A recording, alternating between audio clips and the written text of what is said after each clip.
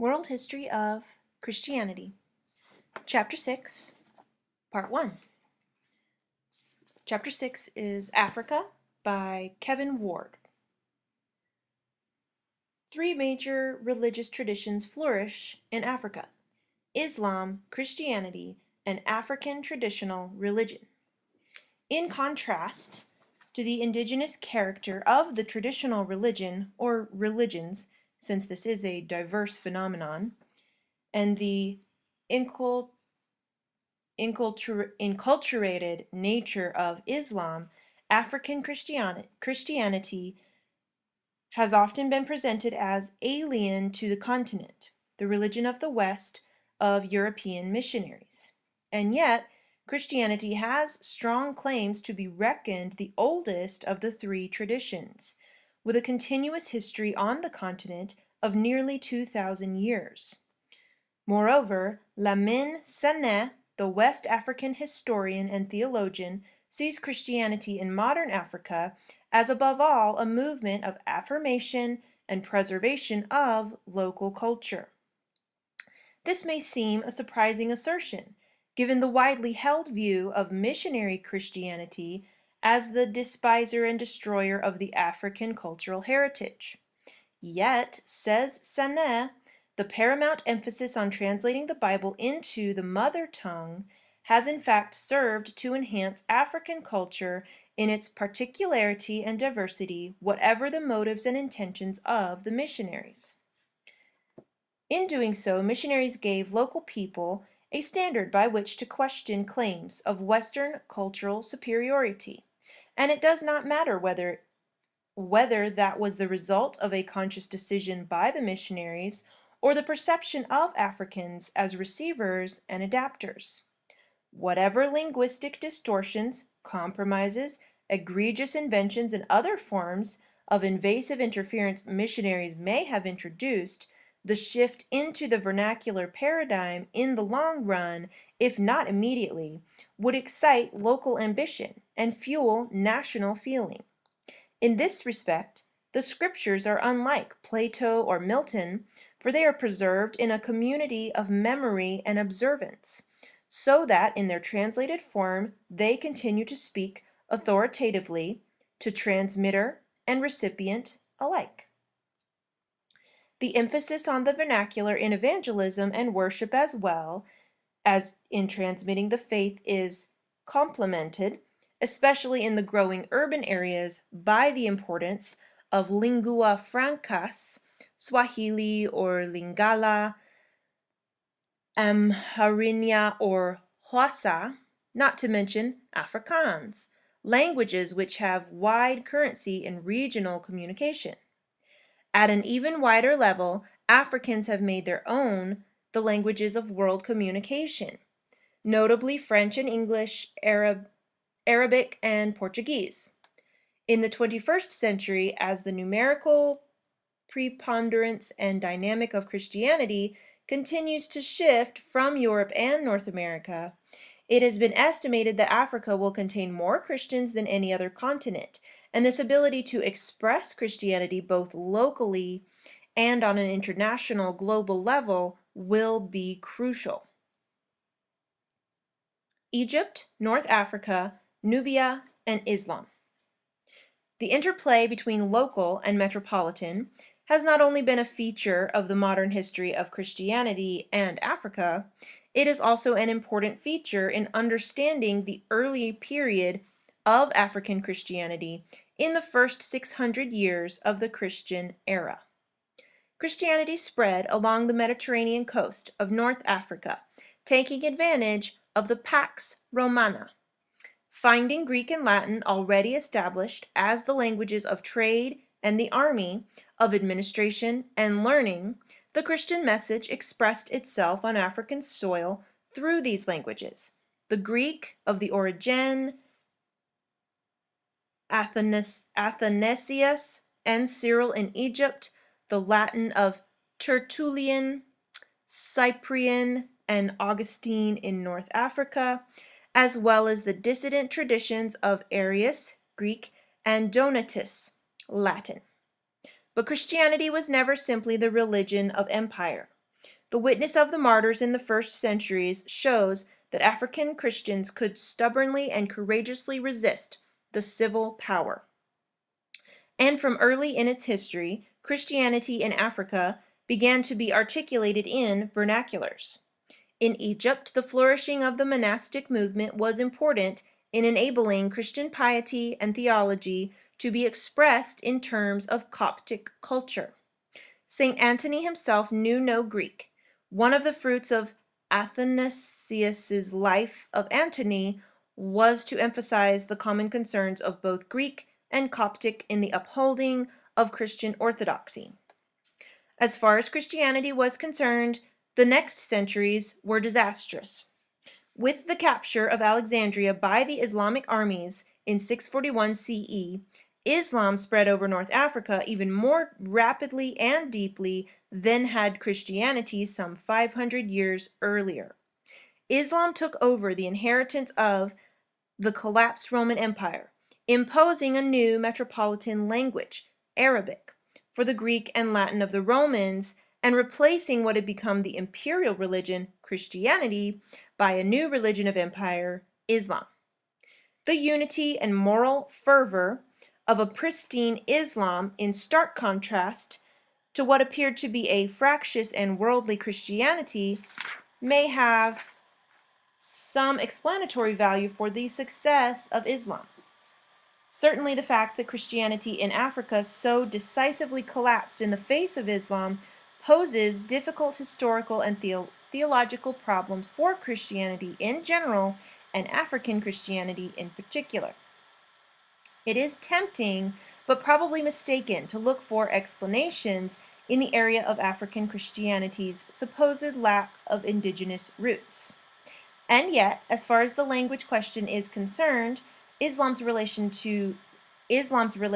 to Arabic has been ever more intimate than the Christian reliance on Greek or Latin.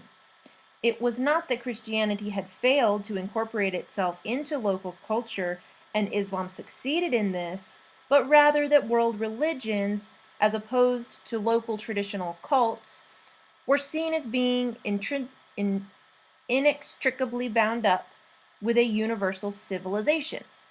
When, in North Africa, the Greco-Roman civilization was replaced by that of the Arabs, this was signified by a chance to a new but equally universal monotheistic religion. Christianity in Africa did survive the advance of Islam, but only narrowly. It survived in Egypt, but not further west.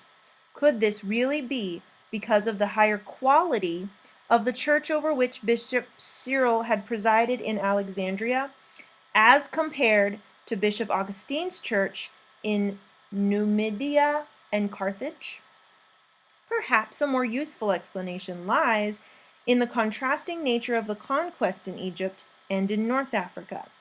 In Egypt, the Arab conquest came extremely rapidly and was accepted pacifically by the population, which had in any case been largely alienated from the Eastern Roman Empire. This was bound up with the drive for religious conformity and the persecution of the Copts for their adherence to the one nature, Monophysite theology, which had been condemned at Chalcedon in 451. The Arabs were, by contrast, tolerant of Coptic religious sensibilities.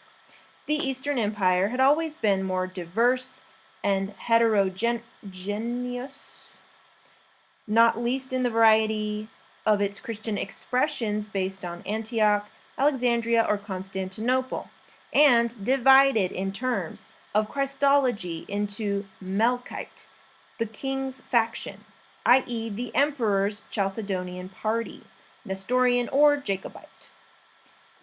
Long before 641 CE, these differences had, in many parts of the East, come to have an ethnic dimension. The Islamic practice of recognizing ethnic minorities in the East, insofar as they followed a religion of the book, the Dima, or protected people, worked to the advantage of the Egyptian church. Indeed, the Orthodox Copts, proud of their monastic heritage and anchored in the Miaphysis, one nature theology of Cyril, regarded the coming of the Muslim rulers as a relief from Melkite oppression from Byzantium. The invasion of North Africa was much more prolonged and bitter, and the proximity of co-religionists in South Italy and Spain meant that flight rather than internal emigration of Coptic intellectuals was often easier and more sensible when resistance became futile. One aspect of the survival of the church in Egypt is the fact that, partly as a result of the monastic movement beginning in the early 4th century, Christianity had ceased to be overwhelmingly urban and Hellenic, and had become incorporated into the native Egyptian culture of the Nile Valley. The Bible and liturgy had been translated into Coptic languages. They, along with monasticism, became the principal vehicle for the survival of Christianity in an increasingly Arabic and Islamic culture. The Muslim rulers of Egypt continued to rely on the Christian Coptic community for their professional, literary, and commercial skills as administrators, traders, fullers, cabinet makers. By the 10th century, Copts had become a minority in the population, and increasingly they were required to live in special settlements, ghettos, and to wear a distinctive uniform. Christian men were not allowed to marry out of the community. Muslim men could marry Christian women. The children would be Muslim.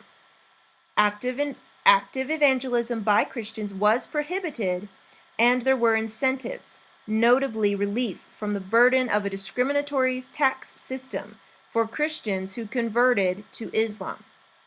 As a result of immigration from Arabia and the entropy of individual conversion to Islam, Coptic Christianity over the centuries became the minority faith. But the very distinctiveness, introversion, and silence imposed on the Copts helped the Christian community to survive even the change to Arabic as the language of the Christian community.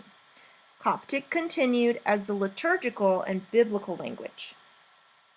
The leader of the Copts, their patriarch or pope, was chosen by lot, a practice which perhaps minimized state interference in the choice, from a list of monks, preferably young. This encouraged long patriarchates and reduced the disruption to the community which the death of a patriarch always caused. The Coptic community was always conscious of the fragility of its relationship to a predominantly Muslim power. The Crusades, that incursion of Western Christendom, the Franks, into the East, put the local Christian community in Egypt under intolerable suspicion without giving any tangible benefits, and forced the Copts to be very wary of contacts with Latin Christendom. These could be so easily misinterpreted as disloyalty to the Egyptian rulers. In any case, the Latins showed little sensitivity to the theological and spiritual traditions of Coptic Christianity, now reinvigorated through a wealth of scholarly and devotional literature in Arabic. Coptic Christianity continued to be the focal point for a wider African Christianity, no longer spread out along the Mediterranean littoral, but flourishing in the Nile Valley, the land of Nubia, to the south of the first cataract at Aswan, had never been part of the Roman Empire, but had always been receptive to religious movements coming from Egypt. Christianity spread in an informal way into Nubia through trade and probably also through the establishment of Coptic monastic communities along the banks and islands of the Nile. In the 6th century, just a century before Rome lost its control of Africa, Nubia became the target of rival evangelistic missions from the Byzantine court. The initial impetus for this state-directed evangelism had a lot to do with strategic considerations, providing in the Upper Nile Valley stable regimes allied to the empire. Rivalries between the Chalcedonian Christology of Emperor Justinian and the Monophysite leanings of his wife, the Empress Theodora, resulted in the official mission being held up. The party of Theodora, led by Julian and Longinus, were the first to preach to King Silko of Nobatia, the northernmost kingdom of Nubia. The aim of keeping the southern border quiet remained a strategic consideration for the Muslim rulers who took over Egypt in 641. Peace and security were promoted for many centuries by the Bakht Treaty with the rulers of Nubia, giving them the space and freedom to develop a distinctively Nubian Christian culture. Nubia continued to look to Byzantine court models for its inspiration, but the Christological divisions, unlikely to have been of great significance either way for rulers or people, were resolved in favor of the monophysitism of the Copts, who now provided the chief supply of monks, priests, and bishops for the church in Nubia. Archaeological excavations conducted by Polish archaeologists and other national teams under the auspices of UNESCO in the 1950s and 1960s have done much to further understanding of Nubian Christianity, emphasizing, for example, the vigor of the mural pictorial representation of the churches excavated on the islands and along the banks of the Nile, and the possibility that there were black, i.e. Nubian, priests and religious as well as Copts. During times when the Nubian kingdoms were strong, they were even able to offer some kind of protection for the minority Coptic community. For example, in 745, marching to Cairo to secure the release of an imprisoned pope. Relations with the Fatimid regime, which ruled Egypt from 969, tended to be cordial, but the coming of the Abuyids in 1171 inaugurated a more aggressive policy towards Nubia on the part of Egypt. The next centuries saw increasing pressures on the Christian kingdoms, Arab invasion and settlement, conversion to Islam, and Egyptian backing for Muslim contenders for the throne. The last Christian king of Nobatia was defeated in 1323 through a smaller splintered kingdom of Dotawo. The last Christian king of Nobatia was defeated in 1323, though a smaller splinter kingdom of Dotawo did have a Christian ruler as late as 1494. The large number of churches destroyed during this period testifies to an intense conflict. The rebuilding of churches as fortresses shows equally that there was a strong national resistance to the inexorable Islamification. Although a Christian kingdom in Alwa to the south does seem to have lingered on, by 1500 Christianity had all but disappeared from Nubia. Ethiopia. Christianity came to Ethiopia earlier. It faced similar pressures to Nubia in the face of Islam. But in Ethiopia, Christianity survived. Ethiopia, too, relied on Coptic support and sustenance, but it should be stressed that the Ethiopian Orthodox Church is not a mission church of Egypt. It is not Coptic and has its own distinctive life and traditions. The origins of Christianity in the mountain kingdom of Aksum go back to the 4th century, to the visit of two Christian merchants from Syria, Frumentius and Aedesius, to the court of the Negus king. These young men became important figures during the minority of King Ezana, using their position to spread the Christian message at court to such an extent that the king ascribed his successful expansionist policy to the Lord of Heaven, echoing the association of conquest and religion which Constantine had made not long before. In 346, Frumentius went to Egypt to discuss the needs of the new Christian community with Bishop Athanasius.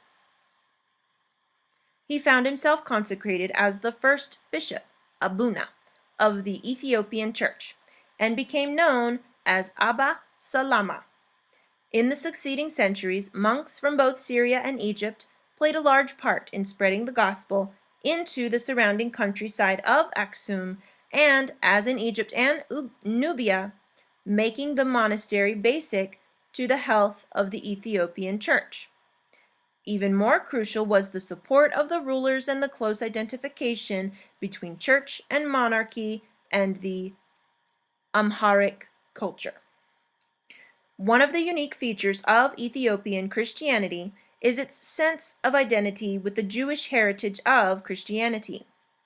Ethiopia is part of a Semitic world. Amharinya is a Semitic language. There may well have been a Jewish presence, as there was in Arabia just across the Red Sea, long before the coming of Christianity. For centuries, a small group of Amharic people, the Falasha, have described themselves as Jewish. They obey the law, Torah, and respect the Sabbath. But the Ethiopian church also sees itself as the heir of Judah.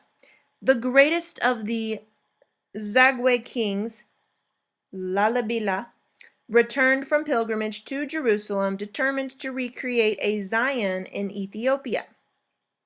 The great rock churches of Lasta, often with names from biblical topology, are the result. When the Zagwe dynasty, regarded as usurpers, was overthrown in 1270, the new dynasty was anxious to stress its legitimacy. In the Kebra Nagast, the glory of the kings, the descent of the kings from King Solomon was emphasized, with the legend of Sheba returning to her Ethiopian realm pregnant with Solomon's son, Menelik I. According to this foundation myth, Menelik was to return to his father's court to bring back the Ark of the Covenant, the Tabad, to Ethiopia.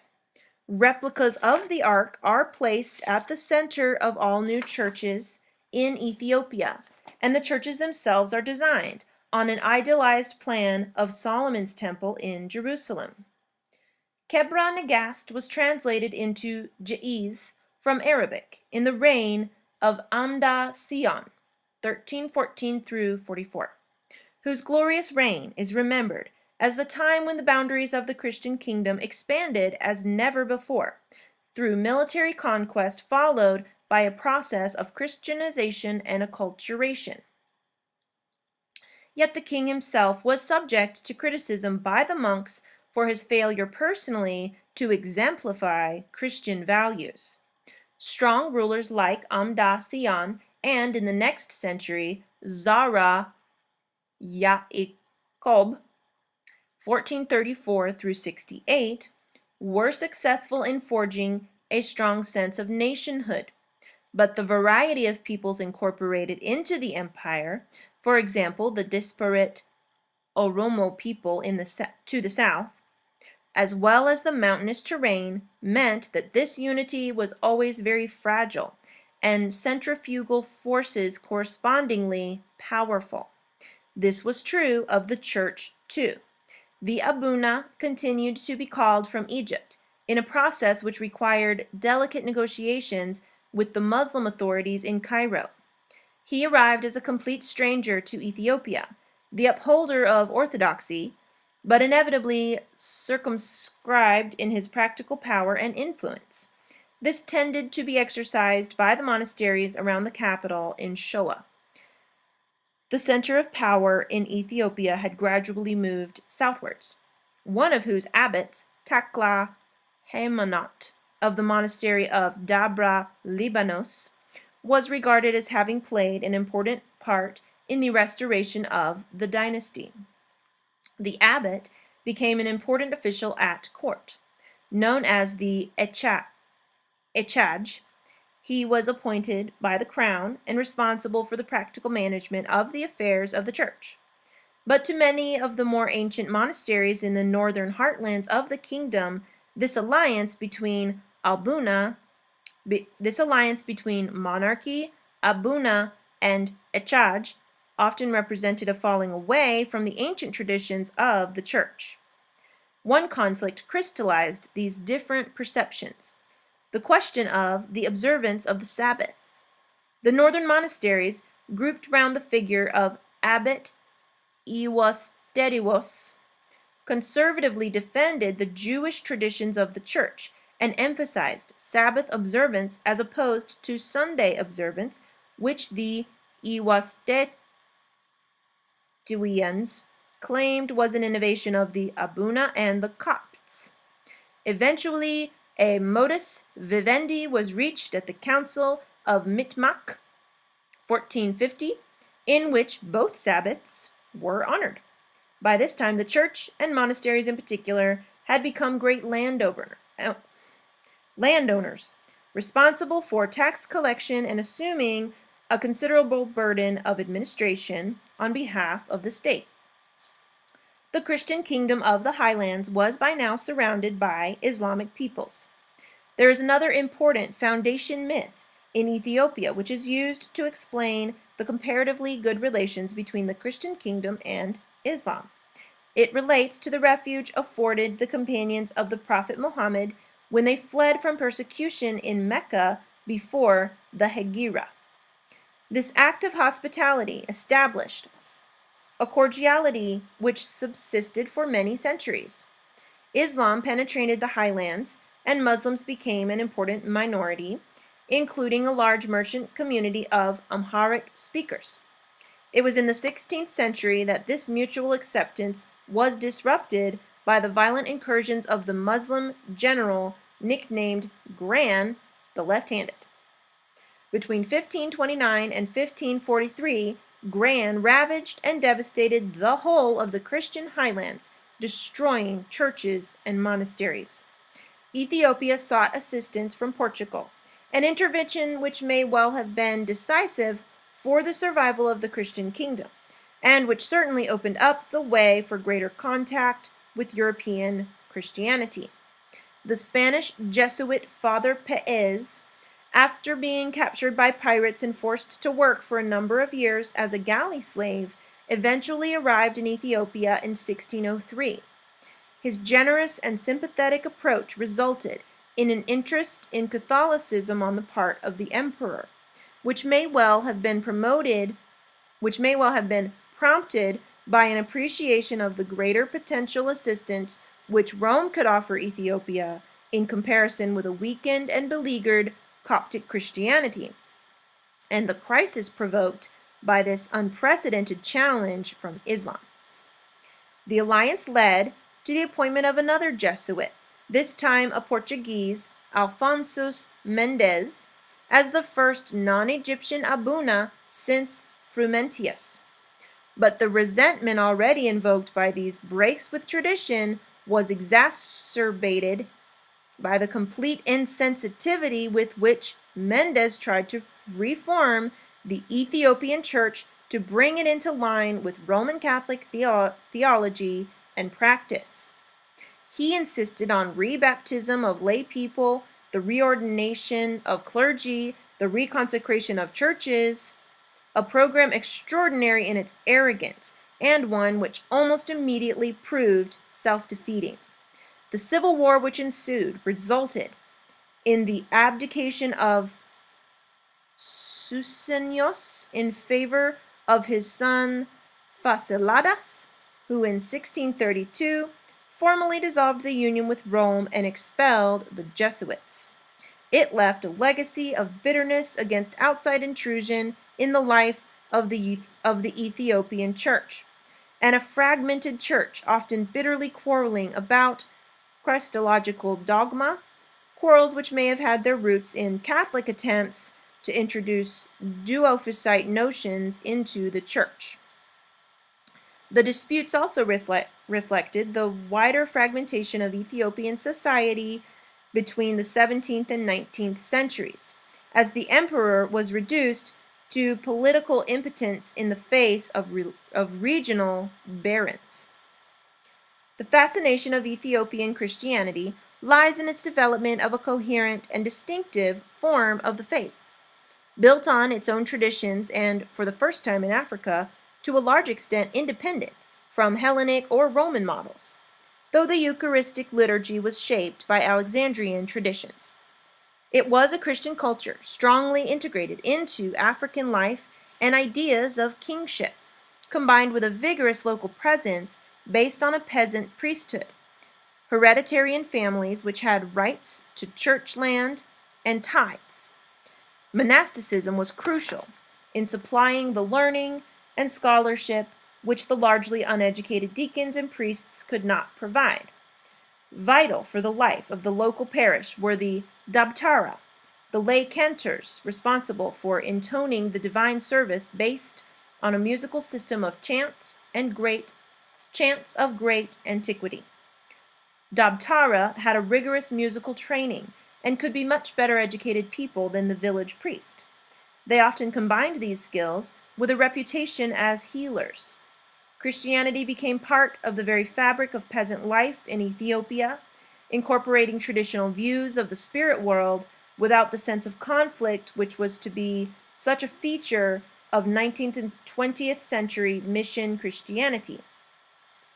But the Christianization of marriage practice was to be as problematic for the Ethiopian church as it was for later missionary Christianity. Even the most revered, successful, and Christianizing emperors found it hard to combine Christian views of marriage with the expediency of using polygamy as a political tool in fostering and sustaining alliances within the state. As a result, there was a running battle with the monks, the guardians of Christian monogamy. Christian practice was equally difficult to achieve at a village level. As a result, few married in the church, and it became the conventional understanding that participation in the sacrament of the Eucharist was only for the very young, before they reached puberty, and the very old. These patterns have been replicated time and again in many diverse forms in the modern history of Christianity in the rest of the continent. In Egypt, Nubia, Ethiopia, the church often seemed woefully ill-equipped to withstand the pressures from an expanding self-confident Islam. Its inability, especially in Nubia, truly to develop a self-sustaining indigenous clergy was a fatal weakness.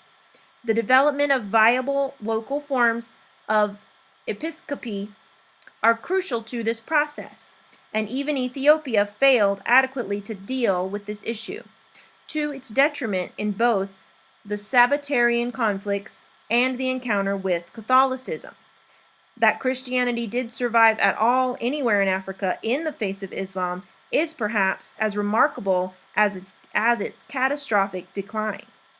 As Adrian Hastings has vividly put it, thus at times violently, but more often quietly enough, did Islam advance, while Christianity, like an ill-adapted dinosaur, declined and expired in place after place, crushed essentially by its own limitations, its fossilized traditions, and the lack of a truly viable, self-renewing structure. The Kingdom of Congo and the Portuguese missionary enterprise. If at the end of the 15th century the expansion of Islam seemed to threaten the very existence of African Christianity, there was a very different mood in Portugal, a country exhilarated by the Reconquista, the expulsion of the Moors from Iberia, and by the pioneering naval exploits of Henry the Navigator and Vasco da Gama in undermining what Europeans conceived as the Muslim stranglehold on the route to the wealth of the Indies. For the Portuguese, Africa was both near at hand and a necessary stage on the way to the distant goal of Eastern wealth. Diplomatic alliances with African rulers would help further to consolidate the anti-Islamic crusade. A mark of such alliance became the acceptance of the Catholic Church, signified by the baptism of the rulers and their wives and the bestowal of a new Portuguese, preferably suitably regal-sounding names. For many West African rulers, this was primarily a strategic and diplomatic gesture rather than something with intrinsically religious import, not least since the King of Portugal, following Catholic teaching, condemned the sale of gunpowder and weapons to non-Christians. Baptism thus opened the way to the legitimate sale of arms, with all the advantages which that gave in local struggles for power. The great exception to this shallow cultural and religious contact was the kingdom of Congo. The Mindel, the ships, literally the whales, of the Portuguese were first sighted in 1482, and negotiations inaugurated which resulted in the baptism of the Manicongo, the ruler, Zinga Nkua. Christianity became an established cult at the court. Succession disputes were a routine feature of the transition of power from one generation to the next.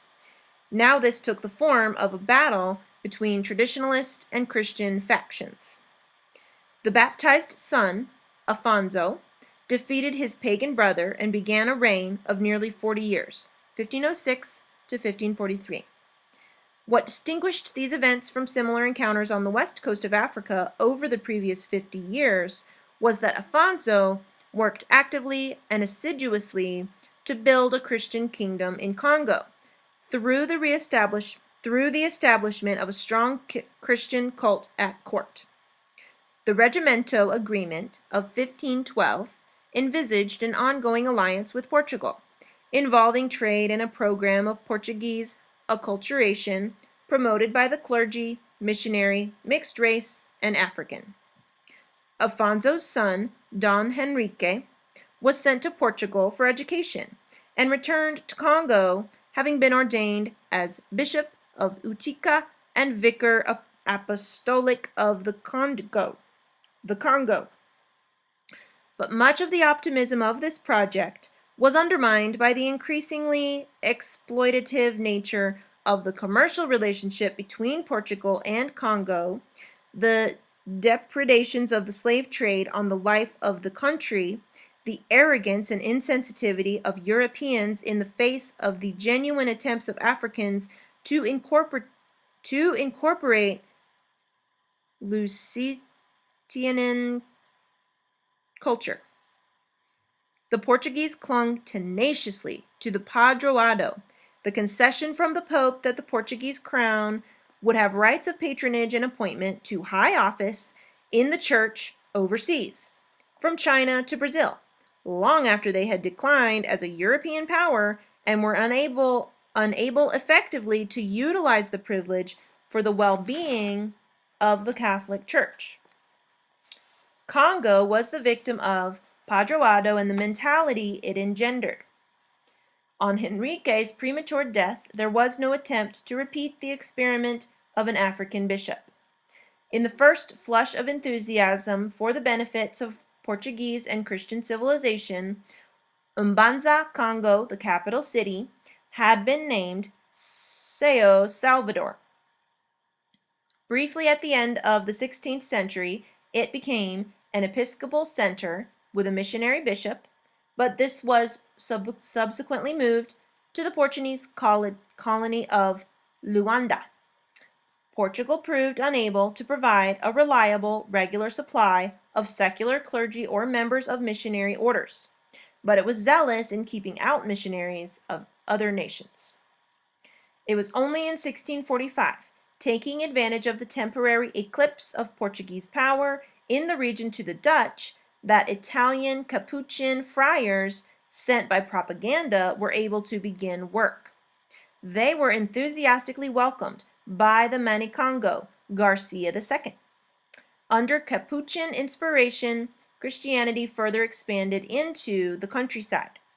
The friars organized campaigns to destroy Nkisi, fetishes, and undermine the work of traditional Nganga, healers. Yet the Capuchins called themselves Nganga, presenting themselves as the new arbiters of the sacred to replace the old religious experts. Christianity, which at court had been closely identified with Portuguese culture, was becoming extensively acculturated to the rhythms and exigencies of Congo life. Baptism became popular, and with it the prestige of a Portuguese name and the honorific title Dom or Dona. The other sacraments did not become widespread. The paucity of missionaries and the failure to sustain a program for training and ordaining local priests made this impossible. Interpreter catechists accompanied many of the Capuchins on their itinerations, and this office developed a status and prestige of its own, enabling local initiative and leadership to assert itself, despite the lack of opportunities and encouragement for ordained ministry. There was a wide level of accommodation to local concepts of the spirit world and its power. But as Hastings has noted, the mentality of people in the Congo was anyway not so far removed from that of pre-Enlightenment Catholic Southern Europe. The impact of Christianity on the African environment of the Congo can be seen dramatically in the emergence of the Antonian movement of Donna Beatrice. Her African name was Kimpa Vita. In the early years of the 18th century, at a time when Congo was fast disintegrating as a coherent polity. Beatrice has something of the Jeanne d'Arc about her, though she was a member of the aristocracy rather than a peasant girl. St. Anthony of Padua, a 13th century Franciscan saint who had been born in Lisbon, was one of the most popular saints of Portuguese sailors, and his devotion was widespread in both Brazil and Congo. Beatrice claimed to be possessed by Antony, who was telling her to rescue and renew the Christian nation. Under Antony's guidance, she urged the men of Congo to gather the courage to reoccupy the capital of Sao Salvador, Christ's holy city, which in Beatrice's spiritual topography was the place of his birth, but was now in ruins in the hands of usurpers.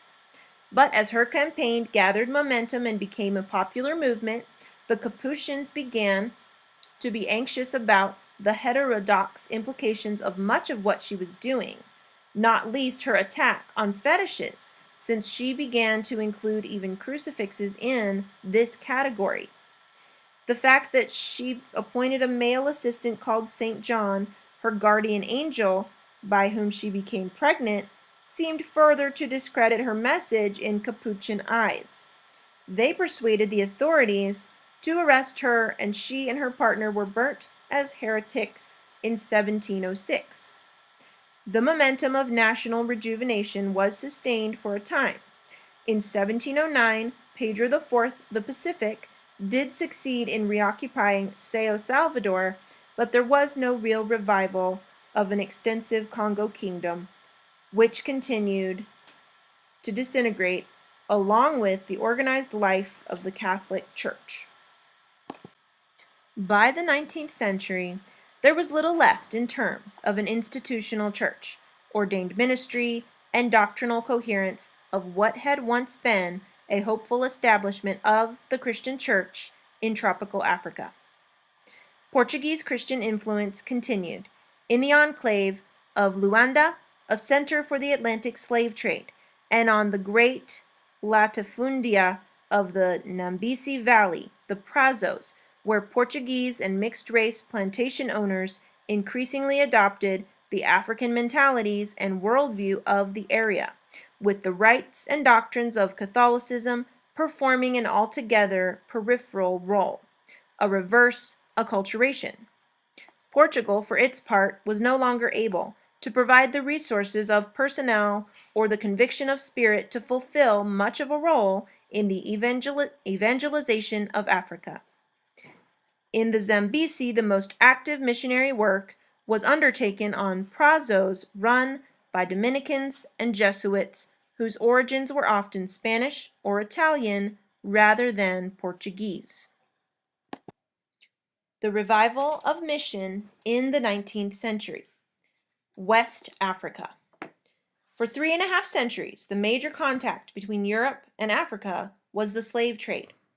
The South Atlantic system consumed people, just as other industries consume raw materials, as Curtin has put it.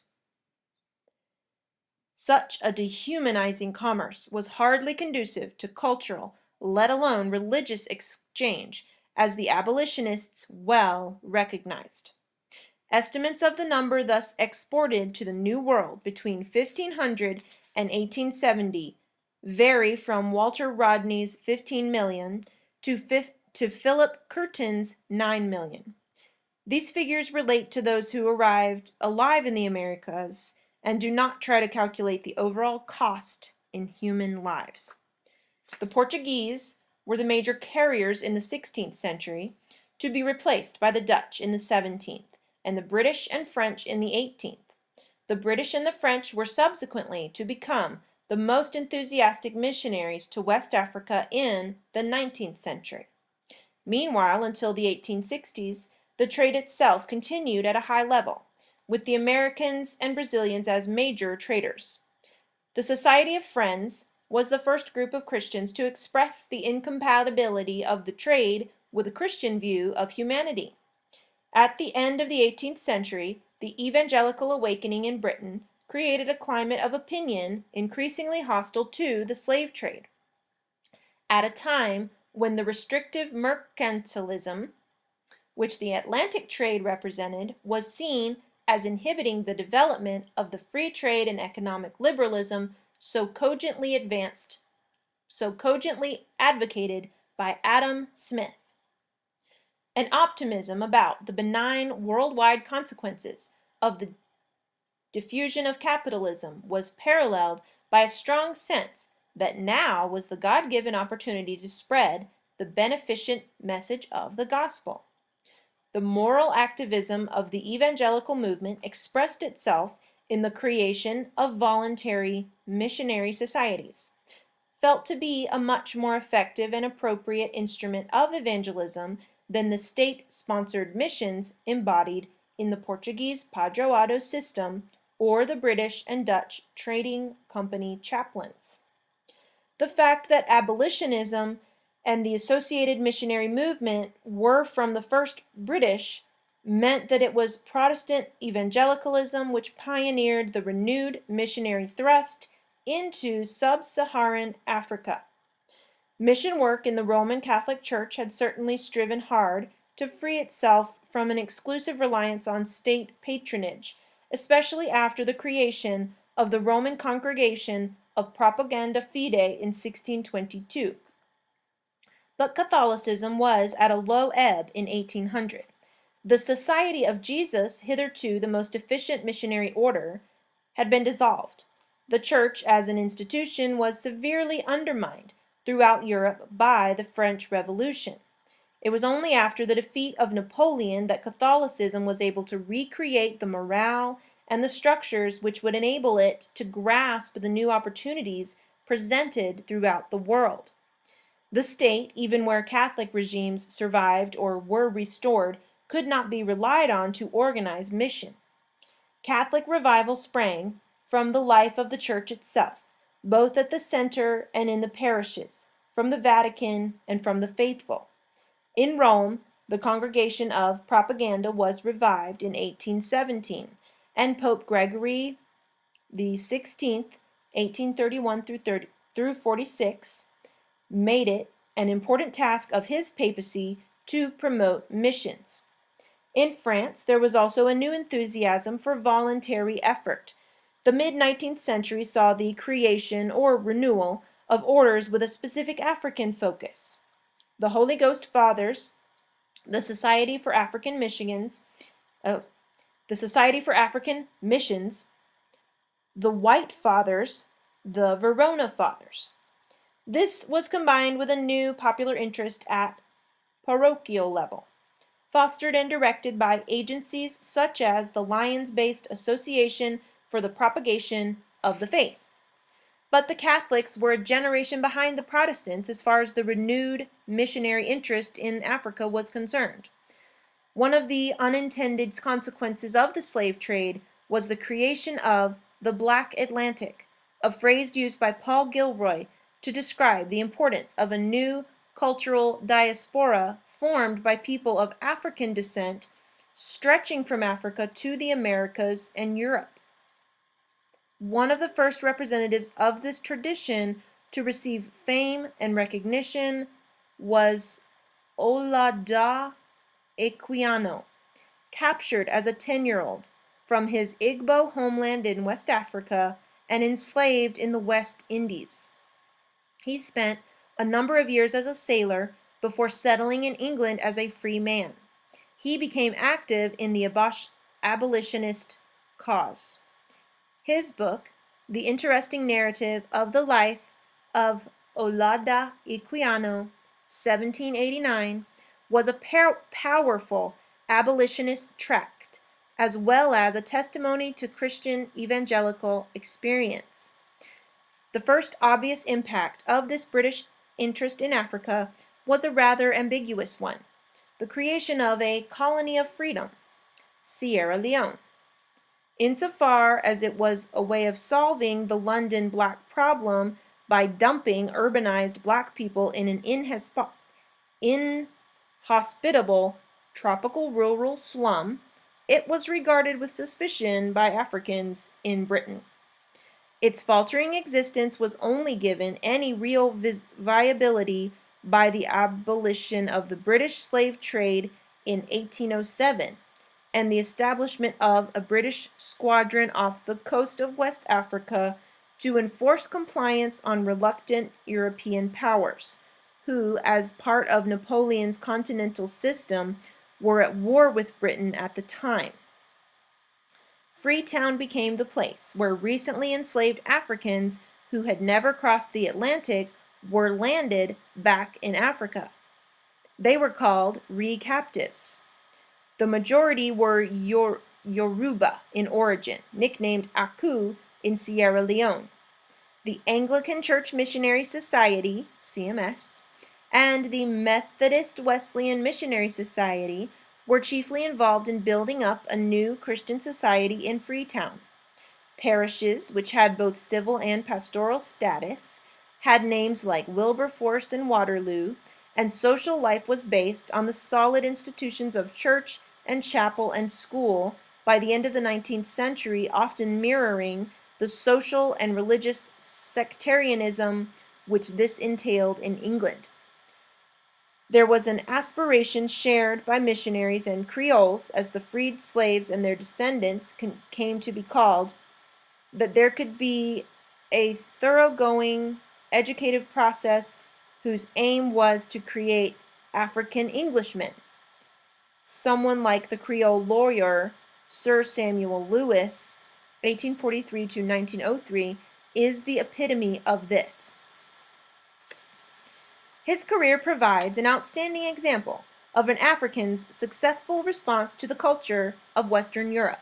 The really formative influences of his life had little to do with the culture of tribal Africa, even as handed on through the Aku community of Freetown. Though he was known to express his pride in his Yoruba ancestry, this was not a living force. His career was made among, and his character was molded by, essentially Western institutions: the English bar, the Wesleyan Church, the business world of Freetown, the Legislative Council. This vignette, though it certainly captures an important facet of Lewis's experience, needs to be read with some caution. Western and tribal, European and African are not the ready-made forms of life implied by the quotation. Sierra Leone middle-class culture was neither simply a reflection of English values a generation out of date, nor an attenuated form of Yoruba tradition. It had a dynamism and creativity of its own. For many successful Aku, the Yoruba heritage was certainly more than a nostalgic dream, though it was impossible simply to return to the world of one's childhood. From the 1830s, many did return to their native land for business and also as Christian missionaries. Abeokuta, a Yoruba city-state, itself in the process of recreation after the years of disruption throughout Yoruba land, particularly intense in the early years of the 19th century, and responsible for the enslavement of so many of the recaptives, became an important community for returning Aku, as did Lagos on the coast. Other Yoruba city-states began to invite missionaries, both European and African, to settle within their walls. It seemed highly advantageous to have in one's midst someone who, in one way or another, could be regarded as a representative of British power. But with the British takeover of Lagos in 1861, British power came to be regarded with much greater suspicion, and missionaries were required to leave the cities of the interior. This ends part 1.